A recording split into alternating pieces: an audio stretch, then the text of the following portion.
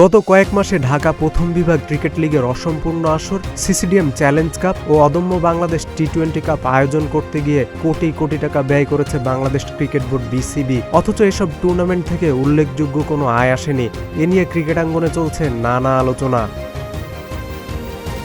বিসিবির বাজেট অনুযায়ী CCDM challenge cup আয়োজনের জন্য 2,40,00,000 টাকা, পাশাপাশি অদম্য বাংলাদেশ টি-20 কাপে 2.5 কোটি টাকা। মাত্র 3 দলের অংশগ্রহণে অনুষ্ঠিত এই টুর্নামেন্ট আয়োজনেই খরচ হয়েছে আনুমানিক 5 থেকে 6 কোটি টাকা।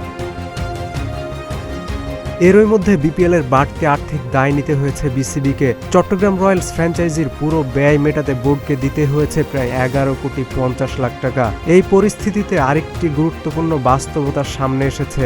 বাংলাদেশ জাতীয় দল খেলছে না টি-20 বিশ্বকাপ। বিশ্বকাপের মতো বড় আন্তর্জাতিক আসরে অংশগ্রহণ না থাকায় স্পন্সরশিপ, সম্প্রচার সত্ত্ব এবং অন্যান্য বাণিজ্যিক আয় কমে যাওয়ার আশঙ্কা করছেন সংশ্লিষ্টরা। ক্রিকেট অঙ্গনের অনেকেরই অভিযোগ, লিগ ও টুর্নামেন্ট আয়োজনের নামে বিসিবির সঞ্চয় থেকে অনিয়ন্ত্রিত ব্যয় বাড়ছে। তাদের মতে, যখন জাতীয় দল বিশ্বকাপের বাইরে, তখন আর্থিক ব্যবস্থাপনায় আরও বেশি সতর্কতা ও স্বচ্ছতা নিশ্চিত করা জরুরি। বিসিবির আয়ের সাথে কিন্তু ব্যয়ের সামঞ্জস্য রাখতে হবে, না হলে কিন্তু ঝুঁকির সম্ভাবনা থাকেই। এই যে এত কোটি টাকা ব্যয় হচ্ছে, যদি আয় না থাকে, মোস্ট প্রবাবলি এটা বাংলাদেশ ক্রিকেট একটা সময় আসলে ধ্বংসের দিকেই যাবে। এটাই কিন্তু সম্ভাবনা আছে এবং হতে পারে। বিশেষজ্ঞরা বলছেন, আয় ও ব্যয়ের এই অসামঞ্জস্যতা দীর্ঘমেয়াদে দেশের ক্রিকেট কাঠামোর উপর নেতিবাচক প্রভাব ফেলতে পারে। কাউসার আলী, প্রতিদিনের বাংলাদেশ।